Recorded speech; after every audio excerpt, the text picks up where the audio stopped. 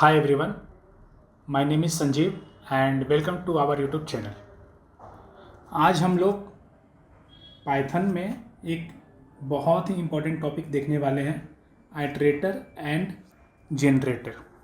मैं इस टॉपिक को ऐसे स्टार्ट करता हूँ, किसी भी चीज़ का जब इवैल्यूएशन करते हैं इन एनी प्रोग्रामिंग लैंग्वेज, तो मेजर जो इवैल्यूएशन होता है ना, उसमें हम लोग ईगर इवैल्यूएशन अप्रोच फॉलो करते हैं। ईगर का मतलब होता है कि जैसे ही मुझे एग्जीक्यूशन के टाइम कोई इंस्ट्रक्शन मिलता है तो मैं उसको एग्जीक्यूट कर दूंगा, that is the default behaviour. तो चलिए एक एग्जांपल से हम लोग देखते हैं ईगर इवैल्यूएशन को। तो अगर मेरा कोई इंस्ट्रक्शन है I1 और I1 है a=5 + 3, तो क्या होता है जनरली ईगर इवैल्यूएशन में कि a के लिए एक मेमोरी असाइन करते हैं जिसमें कि 8 को हम लोग स्टोर कर देते हैं, ठीक है। तो this is the expected behaviour किसी भी प्रोग्रामिंग लैंग्वेज का। और दूसरा हम लोग देखने वाले हैं लेजी इवैल्यूएशन। लेजी इवैल्यूएशन में क्या होता है कि मैं ये नोट तो कर लेता हूँ कि ठीक है, एक I1 एक इंस्ट्रक्शन है जिसमें कि एक ऑपरेशन हो रहा है a=5 + 3, बट मैं इसको कंप्यूट नहीं करता हूँ, मैं इसको स्टोर नहीं करता हूँ, मैं बस इसको एक नोट डाउन कर लेता हूँ कि ठीक है, एक इंस्ट्रक्शन है जिसमें कि मैं एक कैलकुलेट करता हूँ। अब मान लो मेरे पास I2 एक इंस्ट्रक्शन है जो कि कुछ ऑपरेशन करता है, I3 एक इंस्ट्रक्शन है जो कि कुछ ऑपरेशन परफॉर्म करता है, और फिर I4 एक इंस्ट्रक्शन है जहाँ पे मैं प्रिंट करता हूँ, प्रिंट A। तो जब मैं I4 पे आऊँगा ना, तब मैं देखूँगा कि मुझे A प्रिंट करना है और A इंस्ट्रक्शन नंबर I1 पे कंप्यूट हो रहा है। तो जब मैं I4 पे आऊँगा तब मैं I1 को कंप्यूट करूँगा और तब जाके मैं प्रिंट करूँगा, है ना। तो दिस इज लेजी इवैल्यूएशन। तो ईगर इवैल्यूएशन जो होता है वो एक प्रोग्रामिंग कॉन्सेप्ट होता है जहाँ पे एक्सप्रेशन को हम लोग इवैल्यूएट करते हैं जैसे ही वो मुझे इनकाउंटर होता है during the phase of execution. Eager evaluation में कोई भी डिले नहीं होता है कंप्यूटिंग द रिजल्ट। एक एग्जांपल से इसको देखते हैं, लिस्ट कॉम्प्रिहेंशन। तो जब हम लिस्ट का सीरीज़ देख रहे थे तो उसमें हमने लिस्ट कॉम्प्रिहेंशन को अच्छे से देखा था। तो लिस्ट कॉम्प्रिहेंशन एक काइंड ऑफ ट्रिक होता है to generate values within a list using for loop, ठीक है। तो यहाँ पे हम लोग क्या करना चाह रहे हैं कि एक हम लोग लिस्ट जनरेट करना चाह रहे हैं जो कि क्या करता हो, 0 से लेकर के 4 तक के सारे वैल्यूज का स्क्वायर को स्टोर करता हो, ठीक है। और may be down the lane हम लोग इस वैल्यू का यूज़ करें समवेयर, ठीक है। तो ईगर इवैल्यूएशन में क्या होता है ना कि इन लिस्ट कॉम्प्रिहेंशन हम लोग इमीडिएटली जैसे ही इंटरप्रेटर इस लाइन पे आता है वो एग्जीक्यूट करके एक लिस्ट जनरेट करता है, उस लिस्ट को वो मेमोरी में स्टोर करता है, ठीक है। और इसका जो एड्रेस होता है, एड्रेस उसको स्क्वायर में असाइन कर देता है, ठीक है। तो this is what happens in eager evaluation, ठीक है। इसका प्रोज फास्टर होता है, ठीक है ना, क्योंकि ऑलरेडी कंप्यूटेड होता है। और ये तब यूज़फुल होता है इन केस कि मैं चाहता हूँ कि मैं सारे वैल्यूज़ को एक साथ प्रिंट कर दूँ, पूरे लिस्ट को मैं जो स्क्वायर है उसको मैं एक बार में प्रिंट कर दूँ। तो इन ये सारे केसेस में क्या होता है, जो ईगर इवैल्यूएशन होता है वो बहुत ज़्यादा बेनिफिशियल होता है। ऑन द अदर साइड इसके कुछ कॉन्स होते हैं कि ये ज़्यादा मेमोरी लेता है। अगर मैं रेंज ऑफ 5 की जगह पे अगर मैं रेंज ऑफ 10⁶ अगर कैलकुलेट करूँगा तो in that case it will take huge amount of memory, है ना। अगर मैं इतने सारे कैलकुलेशंस करूँ और उस वैल्यू का यूज़ ना हो, लाइक जो वैल्यू मैं कैलकुलेट कर रहा हूँ उस वैल्यू का यूज़ तब होता है जब कोई कंडीशन सेटिस्फाई करता है।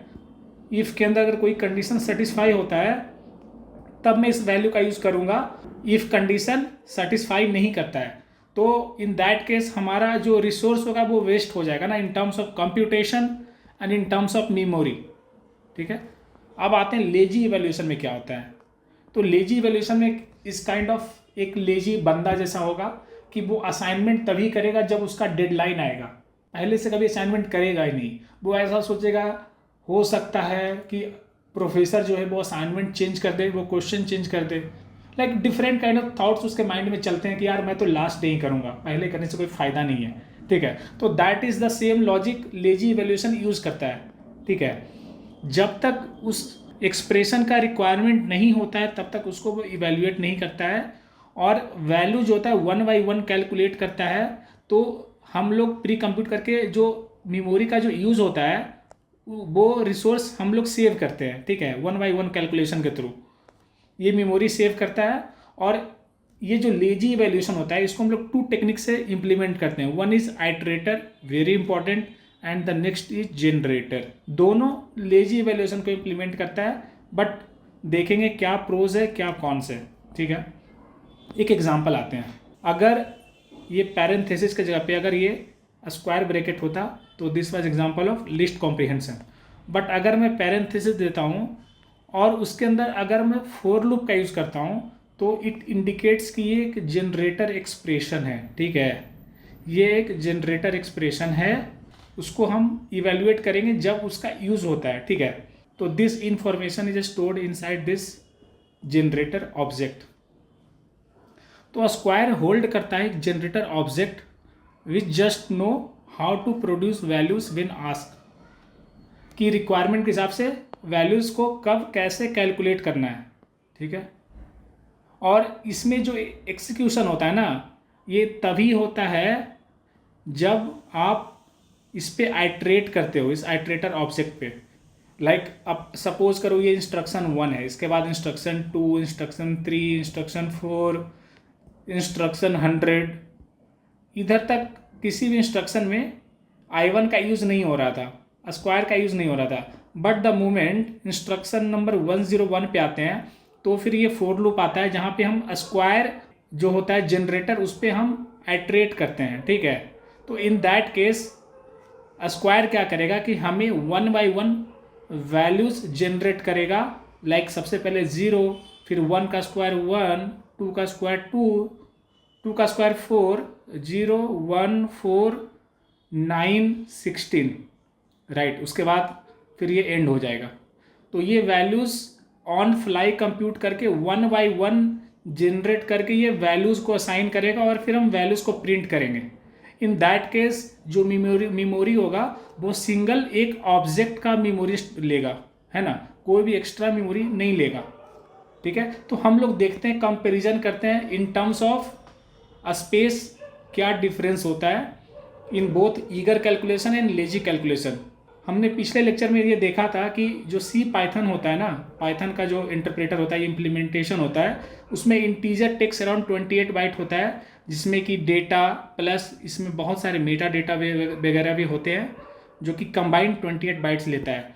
तो अगर n मेरा 5 के जगह पे 10 टू द पावर 6 अगर हो जाता है, लाइक अगर मैं देखता हूँ range of 10 to the power 6 कि मुझे 0 से लेकर के 10 टू द पावर 6 तक के सारे वैल्यूज़ का स्क्वायर कैलकुलेट करके सेव करना है, तो in that case it will take 28 byte into 10 to the power 6। तो ये हो जाएगा 28 into 10 to the power 6 byte, ठीक है। तो 10 टू द पावर 6 को मेगा बोलते हैं, ठीक है, मेगा। तो ये हो जाएगा 28 mega and this is byte, है ना। तो 28 मेगा बाइट को शॉर्ट में हम 28 MB बोल सकते हैं। तो that is what it will take to store integers. Other than that ये लिस्ट के ऑब्जेक्ट को स्टोर करने के लिए भी अराउंड 4 to 8 MB लेगा, जो कि कंबाइन 30 to 35 MB लेगा।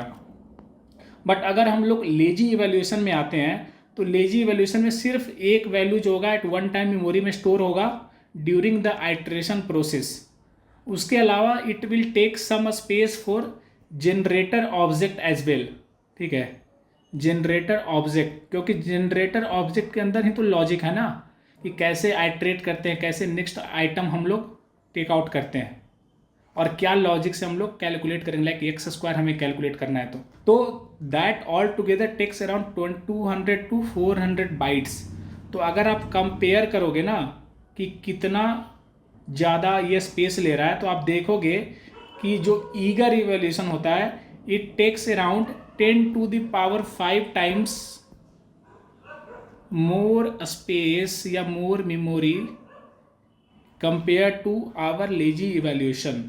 So that is the benefit of lazy evaluation in terms of a space complexity. अब आते हैं रियल वर्ल्ड प्रॉब्लम्स पे।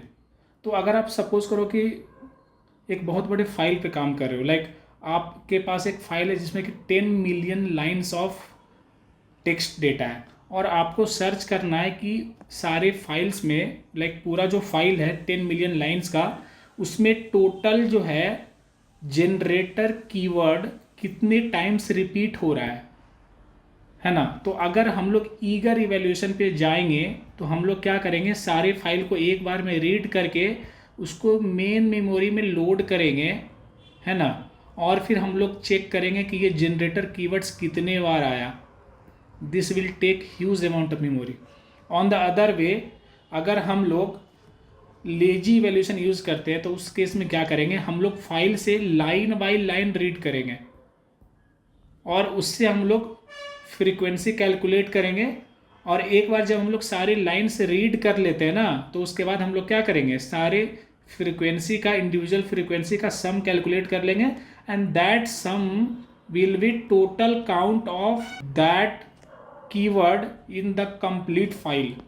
सिमिलर वे में अगर मुझे एक सपोज करो एक इनफाइनाइट सीक्वेंस जनरेट करना है बेस्ड अपॉन सम लॉजिक, या फिर अगर मुझे लाइक फिबोनाची नंबर जनरेट करना है, या फिर मुझे सपोज करो कि फर्स्ट 10⁵ प्राइम नंबर से जनरेट करना है ना, तो ये सारे केस में हम लोग जनरली लेजी इवैल्यूएशन का यूज़ करके हम लोग लॉट ऑफ स्पेस सेव कर सकते हैं, ठीक है। तो लेजी इवैल्यूएशन को हम लोग मेनली 2 टेक्निक से इसको इम्प्लीमेंट करते हैं। One is iterator, another is generator.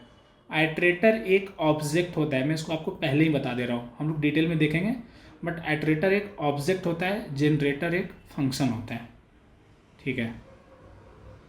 इसका implementation takes more line of code, and इसका जो इम्प्लीमेंटेशन होता है वो शॉर्टर इम्प्लीमेंटेशन होता है, ठीक है, शॉर्टर इम्प्लीमेंटेशन, ठीक है।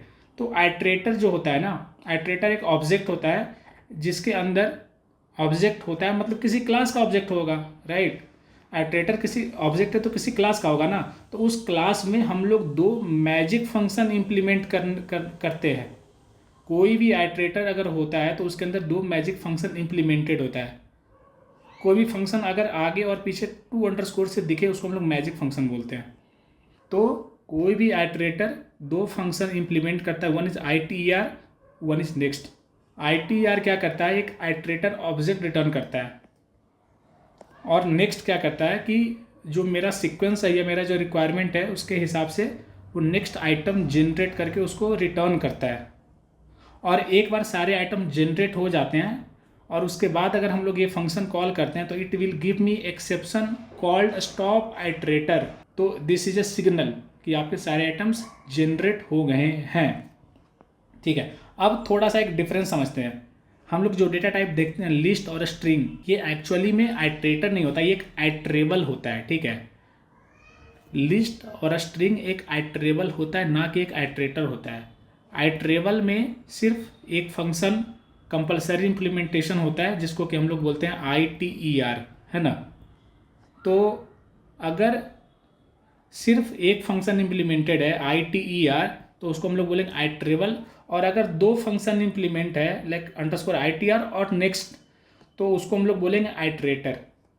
तो आइट्रेटर में 2 फंक्शन इम्प्लीमेंटेड होता है, और जो आइट्रेबल होता है ना उसमें सिर्फ एक फंक्शन इम्प्लीमेंटेड होता है। तो हम लोग आइट्रेबल से आइट्रेटर कैसे हम लोग टेक आउट करेंगे, तो अगर हम लोग आइट्रेबल का ये फंक्शन अगर हम लोग कॉल करते हैं तो ये आइट्रेटर दे देगा, राइट।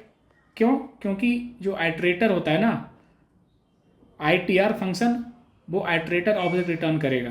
तो अगर हम लोग आइट्रेबल जो ऑब्जेक्ट है लाइक लिस्ट और स्ट्रिंग, अगर उसका हम लोग, अगर कोई लिस्ट है अगर उसमें अगर हम लोग ITER अगर हम कॉल करेंगे ना तो हमें उस लिस्ट का आइट्रेटर रिटर्न करेगा। एक एग्जांपल से इसको देखते हैं। मेरा लिस्ट ये है, तो ये एक आइट्रेबल है, और अगर इस लिस्ट पे अगर मैं ITR फंक्शन कॉल करता हूँ तो लिस्ट पे ITR फंक्शन कॉल करना is same as list.ITR magic function call करना। तो ये मुझे एक आइट्रेटर रिटर्न करता है और ये IT1 में स्टोर हो जाता है। सिमिलरली हम लोग स्ट्रिंग में भी ITR फंक्शन कॉल करके IT2 में स्टोर कर सकते हैं आइट्रेटर को।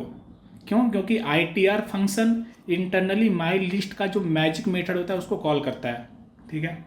एक बार मुझे आइट्रेटर मिल जाता है तो हमें पता होता है कि आइट्रेटर के अंदर नेक्स्ट फंक्शन इम्प्लीमेंटेड होते हैं, नेक्स्ट मेथड इम्प्लीमेंटेड होते हैं।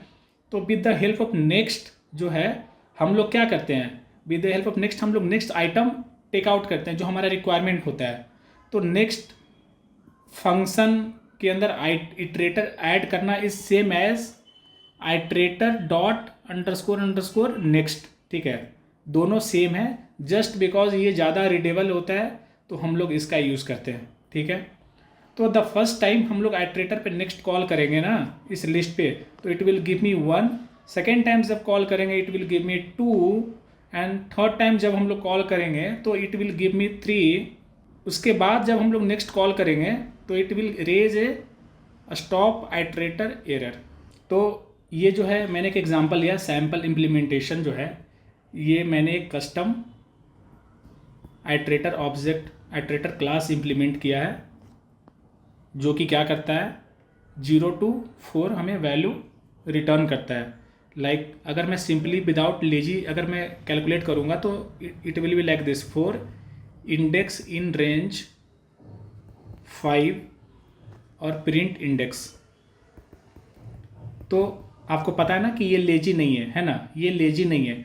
तो मुझे इसका लेजी वर्जन इम्प्लीमेंट करना है। तो लेजी वर्जन इम्प्लीमेंट करने के लिए मुझे एक कस्टम आइट्रेटर क्लास इम्प्लीमेंट करना पड़ेगा। तो ये मेरा कस्टम क्लास है आइट्रेटर। तो हमें पता था कि जो कोई भी कस्टम जो आइट्रेटर होता है उसमें 2 फंक्शन इम्प्लीमेंट जरूरी है।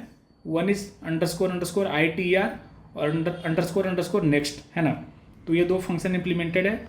ये आइट्रेटर ऑब्जेक्ट रिटर्न करता है और ये जो होता है वो नेक्स्ट आइटम रिटर्न करता है, like self dot current state को मेंटेन करता है और उस वैल्यू को रिटर्न करता है और उसके जस्ट पहले करंट जो स्टेट है उसको एक इंक्रीमेंट कर देता है। तो this is my custom iterator object iterator class. तो जब हम लोग ये क्लास डिफाइन करेंगे ना और उसके बाद जब हम लोग ये करेंगे counter is equal to counter up to 5, तो इधर हमारा आइट्रेटर ऑब्जेक्ट बनता है, ठीक है ना। इधर हमारा आइट्रेटर ऑब्जेक्ट बनता है और जब हम लोग आइट्रेटर ऑब्जेक्ट पे लूपिंग करेंगे तो एक बार में with the help of next function एक आइटम मुझे रिटर्न करेगा और मैं उसको प्रिंट कर सकता हूँ। तो आप देखोगे कि जो ऊपर वाला इम्प्लीमेंटेशन था बहुत लंबा है, लाइक सिर्फ 2 लाइन्स ऑफ कोड को लेजी इम्प्लीमेंटेशन के लिए मुझे इतना लंबा चौड़ा मुझे क्लास लिखना पड़ा आइट्रेटर का। तो क्या कोई इसी मेथड होता है? तो यस, लेजी इवैल्यूएशन को इम्प्लीमेंट करने का एक और मेथड होता है जिसको कि हम बोलते हैं जनरेटर। और इसमें जो प्रॉब्लम था ना आइट्रेटर में कि बहुत ज़्यादा वर्बोस होता है, बहुत ज़्यादा लेंदी, बहुत ज़्यादा लंबा कोड होता है, तो उस सॉल्यूशन को हम लोग जनरेटर से इम्प्लीमेंट करते हैं। ये बहुत ईजी होता है। ये सिंपल एक फंक्शन होता है जिसके अंदर हम लोग इल्ड कीवर्ड का यूज़ करते हैं, ठीक है। तो it help us right clean readable code in just few lines. मतलब हम लोग लेजी इवैल्यूएशन इम्प्लीमेंट कर सकते हैं with just few lines of code, जबकि हमें आइट्रेटर ऑब्जेक्ट इम्प्लीमेंट करने के लिए बहुत लंबा चौड़ा कोड लिखना पड़ रहा था, राइट। ये भी एक आइट्रेटर ही होता है, लेकिन इसको हम लोग जनरेटर इसलिए बोलते हैं क्योंकि ये थोड़ा different kind of technique use करता है, ठीक है, जिसमें कि हम लोग एक फंक्शन डिफाइन करते हैं विथ ए इल्ड कीवर्ड, ठीक है। तो अगर हम लोग सेम लॉजिक इम्प्लीमेंट करना चाहते हैं जिसमें कि हमें 0 to 4 वैल्यू प्रिंट करना है, तो इंस्टेड ऑफ आइट्रेटर ऑब्जेक्ट हम लोग क्या करेंगे, एक फंक्शन लिखेंगे जिसमें कि with the help of yield keyword हम लोग वैल्यूज़ को एक एक करके रिटर्न करेंगे, ठीक है। तो this yield will return 1 value at a time. It will help for lazy evaluation. अगर हमें नॉर्मली विदाउट इल्ड इम्प्लीमेंट करना होता तो हम लोग क्या करते, एक हम लोग लिस्ट लेते, एम्प्टी लिस्ट, और हर एक बार हम लोग क्या करते, लिस्ट डॉट अपेंड और करेंट को अपेंड करते और लास्ट में हम लोग लिस्ट को रिटर्न कर देते, है ना, लिस्ट को रिटर्न कर देते। तो ये लेजी नहीं था क्योंकि it is taking space equal to n, है ना। तो दिस इल्ड जो होता है वो हमारा टाइम और एफर्ट सेव करता है। और ये जो फंक्शन होगा ना जनरेटर फंक्शन, उस फंक्शन को हम लोग फॉर लूप के अंदर लिख करके और हम लोग डायरेक्टली उसको प्रिंट कर सकते हैं। तो this will also work similar too lazy evaluation, जो कि हम लोग आइट्रेटर ऑब्जेक्ट से देखे थे, है ना। तो हमने इस चीज़ को बहुत अच्छे से समझा। अब हम ये सारी चीज़ें जो भी हमने डिस्कस किया उसको हम लोग बहुत अच्छे से जुपिटर नोटबुक में कोड के थ्रू समझने वाले हैं। तो अगर आप इस टॉपिक में मास्टरी चाहते हो तो आई विल डेफिनेटली रिकमेंड कि आप जो नेक्स्ट वीडियो आने वाला है वो ज़रूर देखें, और फिर आप इस टॉपिक पे एक्सपर्ट बन जाओगे। आप ये सोचते होगे कि यार मैं इतना एडवांस क्यों जा रहा हूँ, क्योंकि अगर आप जाते हो इंटरव्यूज़ देने तो एटलीस्ट आपको एक प्रोग्रामिंग लैंग्वेज में बहुत ज़्यादा एक्सपर्टीज़ चाहिए अगर आप बड़ी बड़ी कंपनीज़ को क्रैक करना चाहते हो तो। और अगर आप खुद का भी अंडरस्टैंडिंग डेवलप करना चाहते हो तो आई विल डेफिनेटली सजेस्ट कि आप एक लैंग्वेज में बहुत ज़्यादा कंफर्टेबल हो जाओ। और जैसा कि हमने पहले डिस्कस किया था कि अगर आप AIML इंजीनियर हो या बनना चाहते हो तो द बेस्ट लैंग्वेज जिस पे कि आपका बहुत ज़्यादा कंट्रोल हो दैट शुड बी पाइथन। उसके बाद depending upon situation, depending upon implementation, आप अदर लैंग्वेज भी कैचअप कर सकते हो। लाइक अगर आप कोई AIML model like on device के लिए आप लिख रहे हो तो in that case you should be aware of C++ programming. तो all those things are secondary, but the first thing is कि पाइथन में आपको एक्सपर्टीज चाहिए, और उस एक्सपर्टीज़ के पाथ में जनरेटर जो हम लोग टॉपिक ने हमने देखा, जनरेटर और iterator, it is very very important. ठीक है, तो चलिए मिलते हैं अगले वीडियो में, इसका पार्ट 2 देखते हैं। Till then bye, happy learning.